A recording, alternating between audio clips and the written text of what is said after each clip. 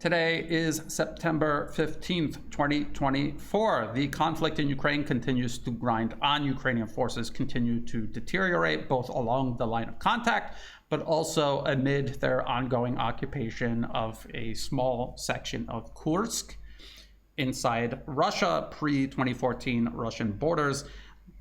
We will take a look at the battlefield and what is transpiring there. We will also take a look at some of the potential next steps the United States will take to both perpetuate this conflict and continue pursuing their agenda, which ultimately is to encircle, contain, overextend, divide, and destroy Russia, which is, again, part of a much wider global strategy that has been persistent since the end of the Cold War, that is to eliminate all peer and near-peer competitors. Existing competitors, potential competitors. This is what has defined US foreign policy for decades now. So let's take a look at the map. This is liveuamap.com. This is a pro-Ukrainian live map, so keep that in mind when we look at it. This is a map that is going to try to delay reporting any successes of Russia for as long as possible. But even this pro-Ukrainian map is painting a bleak picture for Ukraine, and it has been for quite a long time. It is impossible to paper over what is now happening in Ukraine. So let's take a look. For those unfamiliar, red is Russian-held territory. This includes Crimea, which passed a referendum to join the Russian Federation in 2014. It also includes Kherson, part of Kherson, Zaporozhye, the Donbas region, and part of Kharkov. The area in particular that most of the focus is on, at any rate, is this area close to Donetsk city, directly west towards Kursk. We've been hearing a lot about that. The salient continues to expand. We can see another salient down here, and we can see efforts to join them right here ongoing. So this is going to become one large salient. You can see how it's starting to extend over Vuhledar right here. Vuhledar is a heavily fortified Ukrainian position. Russian forces have been trying to encircle and take Vuhledar for some time. They've been grinding down Ukrainian defenses there for some time. We're talking months, if not a year or more. By compromising the surrounding area, they will compromise Ukraine's ability to continue to support Vuhledar operationally. So that is what is happening. This is what the Western media is primarily focused on. I will go over articles where they talk about the continued deterioration of Ukrainian defenses around Pokrovsk. But if you look elsewhere along the line of contact, you will see Russian forces making progress elsewhere. There is fighting still taking place west of Bakhmut toward Chasiv Yar. We also have continued fighting toward Kharkov and Kupiansk. Of course, Russia maintains this relatively newer front in Kharkov, north of Kharkov city. And of course, we have this. This is the Ukrainian incursion into Kursk. Now, I very recently published a map, an edited image taken from liveuamap.com. I added in these arrows. This blue line is a waterway across which there were bridges that Ukraine was attacking. Now, these explosion icons don't actually represent the exact position of these bridges. It's just to depict the process of Ukraine striking and trying to destroy these bridges. The idea was, there was speculation that Ukraine would try to move into this area. And as a matter of fact, this map actually indicates that there is a Ukrainian presence here along the border. Now, what had happened, and the red arrows indicate an actual Russian offensive reported on by both the Russian Ministry of Defense, but also the Ukrainian military and pro-Western, pro-Ukrainian commentators and analysts. Russian forces pushed all the way down to the border west of Ukraine's incursion here. And now Ukraine finds itself surrounded by a growing number of increasingly capable Russian forces. It's important to understand the whole reason Ukraine went into Kursk in the first place was because there was scarcely any Russian forces there. They attacked where Russian forces weren't. Now, Russian forces are there in large numbers, bringing in an increasing number of military capabilities, and they are surrounding and grinding down the Ukrainian presence in Kursk. Now, going back to this map, at a minimum, what the Ukrainians were trying to do by hitting these bridges was actually prevent Russian forces from moving to a position west of Ukraine's incursion here, to prevent it from being surrounded on all three sides by Russian forces. Well, now that has failed. If there was some sort of process of taking the rest of this territory, which the blue arrows indicated a potential speculative incursion, further incursion of Ukrainian forces, the idea was to hit these bridges, prevent Russian forces from operating in this area and allowing Ukraine to hold this territory long term. But because Russian forces have now established this position, they're cutting the potential Ukrainian occupation of all of this territory in half, and they're ensuring a steady flow of logistics to combat operations in this area, extending westward. So whatever plans Ukraine had for Kursk, these plans are being derailed as we speak, and this is something that the Western media has itself been covering. So let's get into that. This is Foreign Affairs from September 2nd, 2024. This is by Michael Kaufman and Rob Lee, and these are two widely cited commentators regarding the conflict in Ukraine. They go to Ukraine relatively often. They collect information, they come back, and they present it in articles like this. And the title is Ukraine's Gamble, the Risks and Rewards of the Offensive into Russia's Kursk region. Now, no sooner did they publish this and examine all the potential rewards that Ukraine might gain by this incursion, no sooner did they publish this that everything began rapidly unraveling, which was entirely predictable. There are no rewards for Ukraine in Kursk. There are none at all. As I said, the moment this incursion began unfolding, this was a strategic blunder. This was only going to further overextend already overextended Ukrainian forces. They have no troops or equipment or ammunition to spare just to defend the line of contact, let alone send thousands, 10,000 or more troops into Russian territory. I pointed out the fact that if Ukrainian forces could not hold heavily fortified positions along the line of contact with relatively decent logistical support, there's absolutely no way they're going to be able to hold territory in Russia without those fortifications and without that logistical support.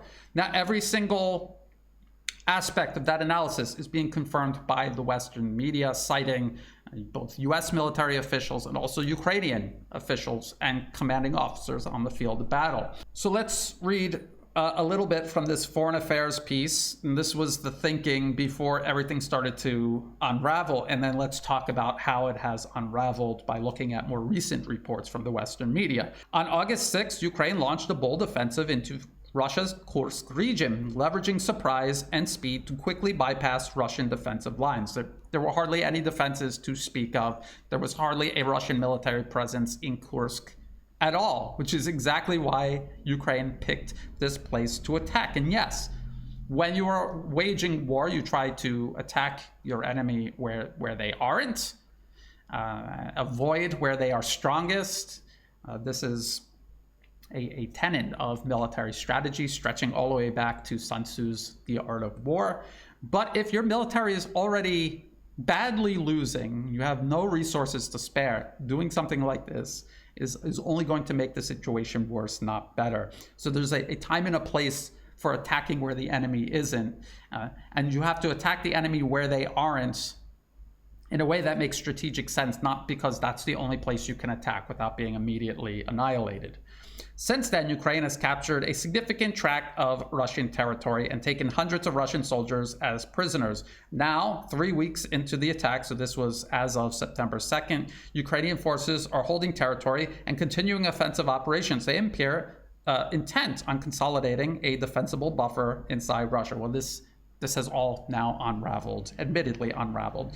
This offensive has shifted the formerly gloomy narrative, at least for the moment, about the negative trajectory of the war. Again, that was as of September 2nd. As of now, September 15th, 2024, the narrative is gloomier than ever because now there's this admission that the Kursk incursion was a strategic blunder and it has actually accelerated the collapse of Ukrainian forces along the line of contact. Now that, again, September 2nd, this is from CNN, this is September 8th. So 6 days after this article, Foreign Affairs piece was published, outgunned and outnumbered, Ukraine's military struggling with low morale and desertion. So this morale boost, this change in the gloomy narrative to something more optimistic, almost immediately unraveled. There was no substance to this. It was a PR stunt. And like all PR stunts Ukraine engages in, has a very fleeting effect. This CNN article on September 8th says 2.5 years of Russia's grinding offensive have decimated many Ukrainian units. Reinforcements are few and far between, leaving some soldiers exhausted and demoralized. The situation is particularly dire among infantry units near Kursk and elsewhere on the eastern front line, where Ukraine is struggling to stop Russia's creeping advances. CNN spoke to 6 commanders and officers who are or were until recently fighting or supervising units in the area. All 6 said desertion and insubordination are becoming a widespread problem, especially among newly recruited soldiers. So this was something that was already well underway, long in the making. You can understand why Ukraine would be tempted to launch a PR stunt like the Kursk incursion. But again, PR stunts paper over your problems. They don't address the fundamental issues that have created them.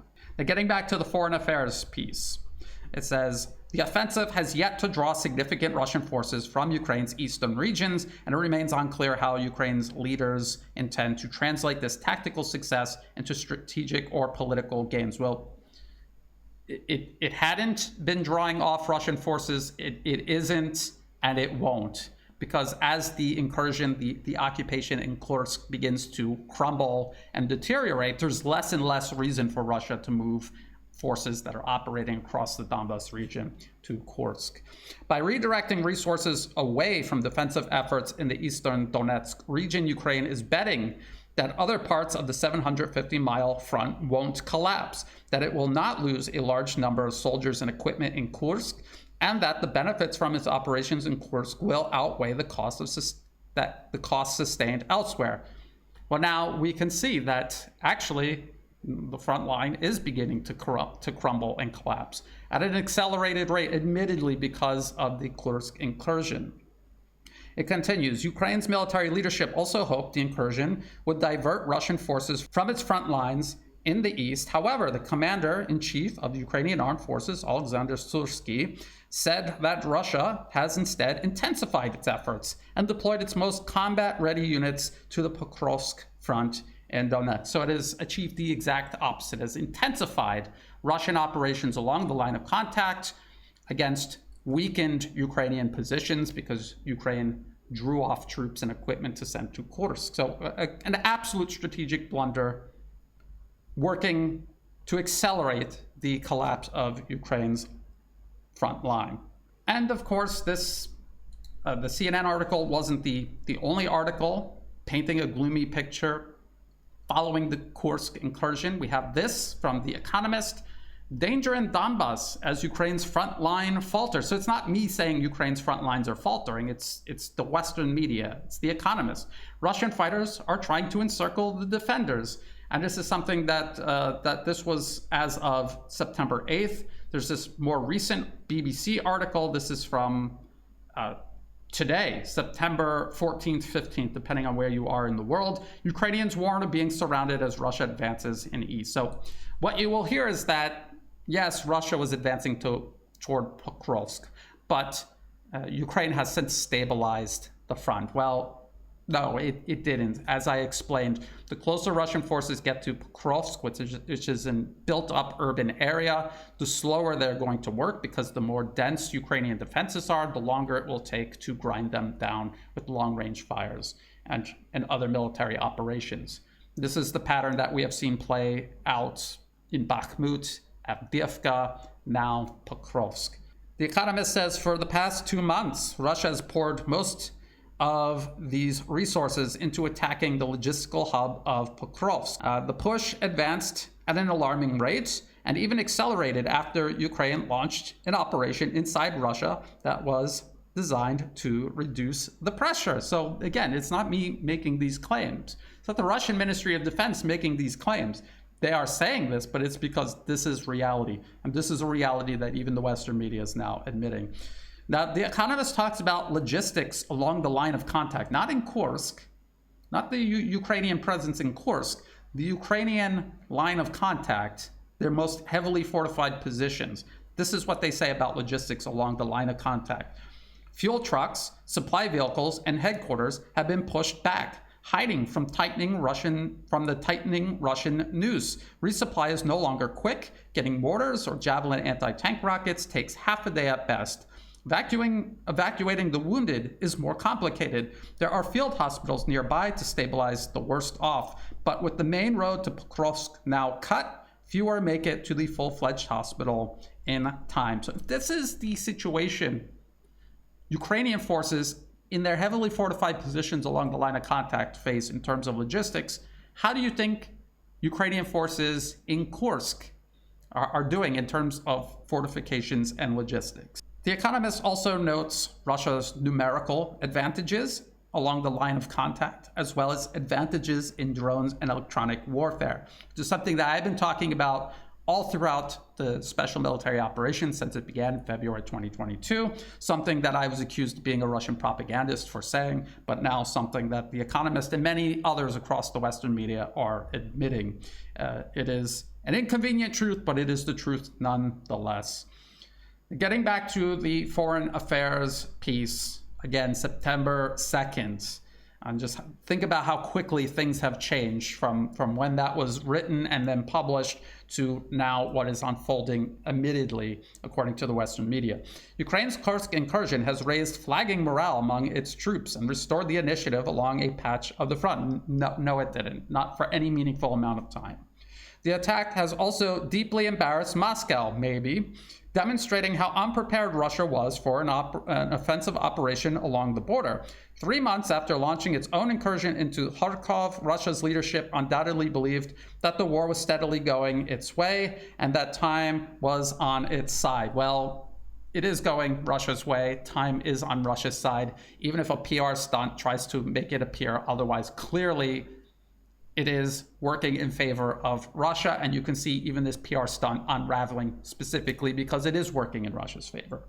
Kursk will force Moscow to consider that Ukraine retains options and that the outcome of this war is still unsettled. Actually, I think it is now proven exactly the opposite. It proves that no matter what Ukraine does, no matter how successful it is in the short term, in the long term, all factors favor Russia, and as long as Russia stays the course, it will prevail. Again, these political factors are very temporary. These PR stunts do not address the fundamental issues creating this crisis for Ukraine in the first place. And if they do not address these fundamental issues, they are not going to change the outcome of this conflict. The offensive does not redress the current material imbalance in the war. So even this foreign affairs piece is admitting that the fundamental factors driving this conflict, the outcome of this conflict, have not been addressed by this Ukrainian PR stunt into Kursk. For now, Russia retains an advantage in manpower, equipment, and ammunition. And then they say this advantage has not proved decisive. How has it not proved decisive? Russian forces are clearly annihilating Ukraine's capacity to make war, to the point where their heavily fortified front line is collapsing, even after launching an incursion into Russian territory, failing to divert Russian forces because Russian military power has continued to grow as they continue to grind down Ukraine's military power.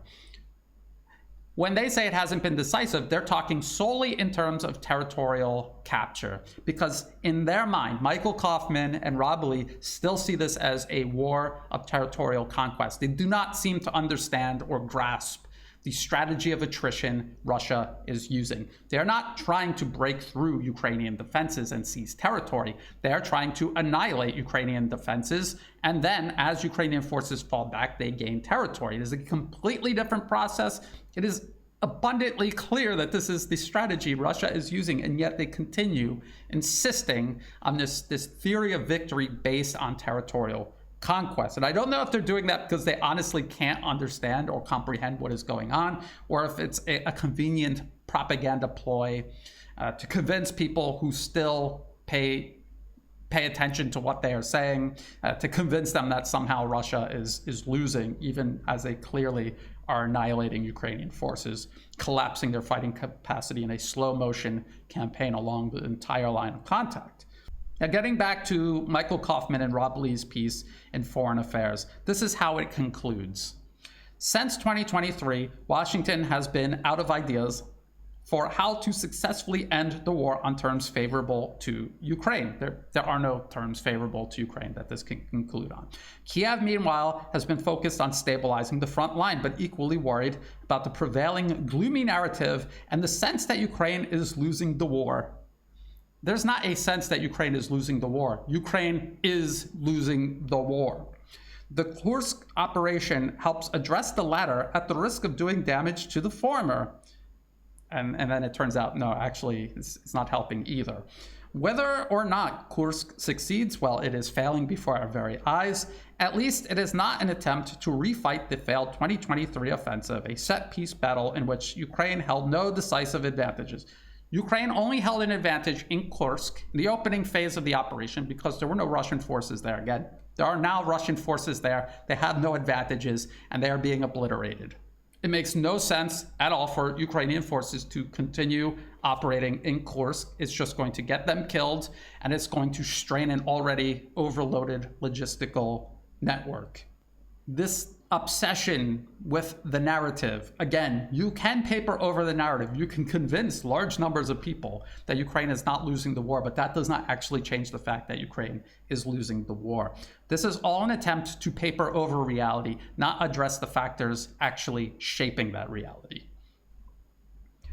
And then it talks about an attempt to refight the failed 2023 offensive. They're saying at least they're not trying to do that. Well, the reality is they have no ability to stage another offensive operation on the scale of the 2023 offensive. This is something that I had pointed out, that Ukrainian combat capabilities and the West's support for Ukraine will just gradually decrease, continuously decrease, both in absolute terms and also relative to growing Russian military power. The Foreign Affairs piece continues. It says, that said, Kiev's present theory of success remains unclear. Beyond the Kursk offensive and the situation at the front, Russia's strike campaigns against Ukraine's energy grid is increasingly the bigger problem. Ukraine faces an uncertain winter. It needs generators and air defense to close gaps in its coverage.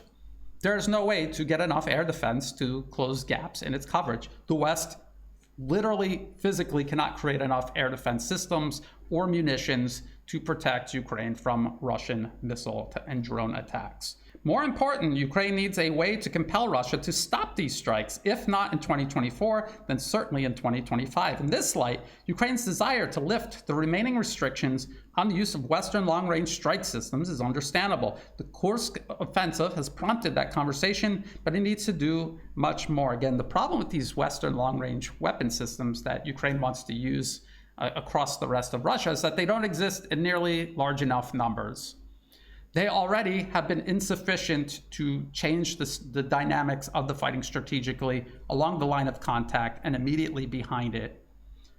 We heard all of these narratives about how HIMARS was going to disrupt Russian logistics. Russian logistics adapted and overcame the presence of HIMARS. Now you're talking about taking this very limited number of long-range capabilities and spreading it out across a much wider area. Yes, you will score a lot of PR points. You will almost certainly get missiles through and hit high-value targets across Russia, but Russia is the largest nation by land area on Earth. Its military-industrial base is massive and is spread out over a huge distance.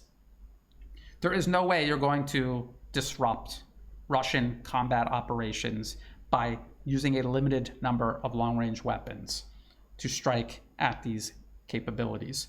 Think about how Ukraine has already been using Western long-range weapons on Crimea.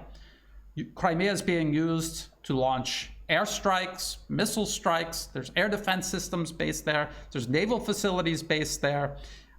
Ukraine did manage to succeed in disrupting Russia's naval presence there to an extent, but in all other regards, they have failed. If they cannot succeed in isolating and containing Crimea, how are they going to isolate and contain Russian military capabilities across the rest of Russia? It's completely unrealistic. Then it says, holding Kursk as a bargaining chip, expanding strikes, and putting economic pressure on Russia could significantly strengthen Ukraine's hand, assuming Ukraine can also hold the line, exhaust Russia's offensive potential, and withstand Russia's strike campaign this winter. However, it ends, the Kursk offensive needs to provide the impetus for Ukraine and its partners to get on the same page and shake off the current drift. Well, the current drift is evidence of just how decisive Russia's strategy of attrition has been and will continue being.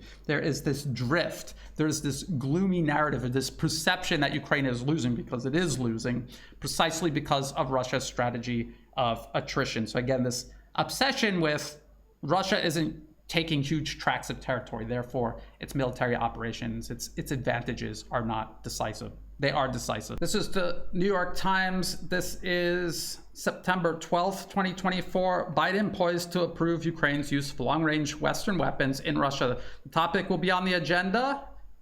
This was on Friday, with the first official visit to Washington by Britain's new Prime Minister, Keir Starmer. Now, it appears that the US and the UK have concluded that they're not going to give Ukraine permission to use these weapons. We heard US Secretary of Defense Lloyd Austin talk about how even if this permission was given to Ukraine, the primary objective, at least the stated objective, is to strike at Russian air power on the ground before they launch these glide bombs that are devastating Ukrainian positions all along the line of contact. And Secretary Austin said that Russian air power has been moved beyond the range of these weapons. So even if we give permission to Ukraine to use these weapons, they're not going to be able to target these air bases because they have been moved back. There are many air bases all across Russia. They can move these warplanes back further. It will take them longer to reach targets, but they're still going to get there. They're still going to drop their glide bombs, and they're still going to devastate the line of contact, Ukrainian defensive positions along the line of contact. What is authorizing Ukraine to launch long-range weapons into the rest of Russia going to do? Yes, it will raise the cost for Russia. It's going to force Russian troops and air power to be moved back and to be dispersed, which puts strain on Russia's military. But these are all costs that Russia is willing to pay. They can pay and they will pay. What it's also going to do is deplete the number of long-range weapon systems the United States and Europe have available to them. And I've talked extensively how the conflict in Ukraine is not being fought in isolation. It's part of a global strategy to eliminate all peer and near-peer competitors, especially China. The United States needs every long-range weapon it has to fight the war it is trying to provoke with China. If it is handing these weapons over to Ukraine to use on Russia, it'll deplete these weapons. They will not have any or enough of them to fight this war they want with China. Now, finally, I have said many times, at this point, it's clear that the United States is not going to defeat Russia using Ukraine as a proxy. But we have to remember where this proxy war stemmed from, the US foreign policy objective this proxy war stemmed from in the first place. I have exhaustively referenced this Rand Corporation paper titled Extending Russia Competing from Advantageous Ground. This was published in 2019, and it laid out every single option the US has since exercised one way or another at trying to bait Russia into conflict and overextend it, hopefully to precipitate a Soviet-style collapse of the Russian Federation. Now, if we look at the table of contents, you will see many very familiar measures that the US has already since taken. We're already in the process of taking or have since taken. Provide lethal aid to Ukraine, and I've gone over this one many, many times. The whole point was to provoke Russia into a large-scale conflict in Ukraine, hopefully to overextend it militarily and cause a collapse. The US also proposed continuing support of Syrian rebels. By that they mean Al-Qaeda and ISIS, which they have continued doing, but has likewise failed to significantly overextend Russia. Promote regime change in Belarus. Again, this was 2019. Since then, the US has attempted to overthrow the government in Belarus. Exploit tensions in the South Caucasus, where we've been hearing about Georgia, Armenia, Azerbaijan. Reduce Russian influence in Central Asia. That has been ongoing. We've been hearing about Moldova.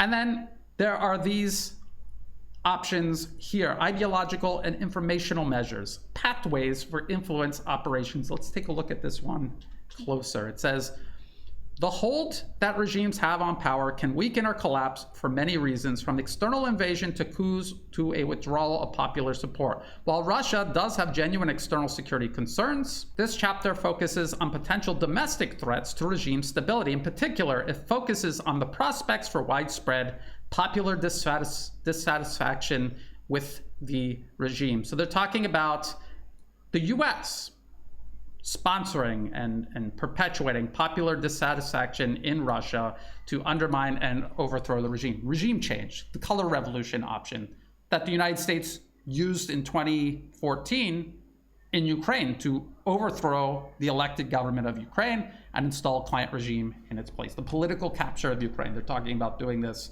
in regards to Russia. Now, look at this Business Insider article. This is from September 9th, 2024. The plot to topple Putin. A growing army of Russian exiles want to take back Russia. Can they succeed? And they act as if these people are all acting independently. They just all coincidentally are based in Washington, D.C. And one of them, they even admit that they are receiving funding from the International Republican Institute, which is a subsidiary of the U.S. National Endowment for Democracy, the premier agency funding political interference around the globe, funding and organizing and directing color revolutions all around the globe. So this is what the United States is doing. Yes, they continue waging this proxy war against Russia. They are not trying to save or defend Ukraine. They intend to fight Russia to the last Ukrainian until there is nothing left of Ukraine that is able to fight on, to raise the cost as high as possible while they continue exercising all of these other options that we see them laying out in this Rand Corporation paper. And they have a similar, identical, I would say, strategy aimed at China as well. So the United States, again, we have to remember that the proxy war is important to understand and to follow. There's so much that we can learn about modern warfare and the direction of geopolitics by examining deeply what is happening in Ukraine. But we have to zoom out and look at the geopolitical strategic lay of what is happening, that this conflict is unfolding within. This is just one of several measures the US is using to put pressure on Russia to try to collapse it. And we can see how Russia is not just waging this war essentially against the US, the rest of NATO, via Ukraine. Inside Ukraine, we can see that Russia is working internationally with China, with Brazil, with India, with South Africa, the original BRICS members, and now the growing list of nations that are either joining BRICS now or want to join BRICS. And we have to understand that everything Russia does in Ukraine has to fit in logically, strategically, and diplomatically to this much larger strategy Russia is pursuing to defend itself against what is a full spectrum conflict the US is waging on Russia, not just in Ukraine, but all around the globe and even within Russian borders themselves. And again, just look at this article. I mean, this is the way they tried to word this, the way they tried to present this is to maintain plausible deniability as much as possible. But what they are actually admitting to is the fact that, yes, the United States is heavily invested in toppling the Russian government from within, not just the proxy war in Ukraine to weaken and overextend Russia, but attempts to undermine Russia within as well. So everything we hear from the United States about how Russia or China are trying to interfere in the US and topple democracy, challenge and topple democracy worldwide is actually projection. It's what the US is doing to Russia and China, to which Russia and China are reacting. It's very important to understand all of this. It's important to keep track of the conflict in Ukraine itself, and also to zoom out and keep an eye on the larger geopolitical trajectory all of this is taking. So I will continue keeping an eye on all of that. If you thought this video in particular was useful, please like and share. Think about subscribing. It's free to do. It helps the channel grow. Check the video description below for other ways you can find and follow my work.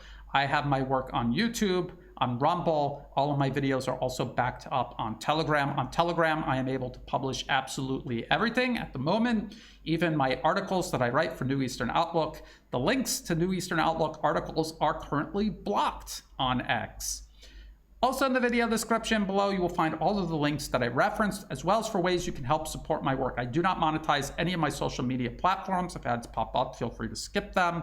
If you do want to help support my work, please do so through Buy Me a Coffee and also through Patreon. To everyone who has been helping out, whether it's a one-time donation, donations month to month, or even if you have no extra resources to spare and you're just helping share my work with others, getting the word out there, all of that is greatly appreciated. That is what makes this work possible. So thank you. And as always, thank you for watching.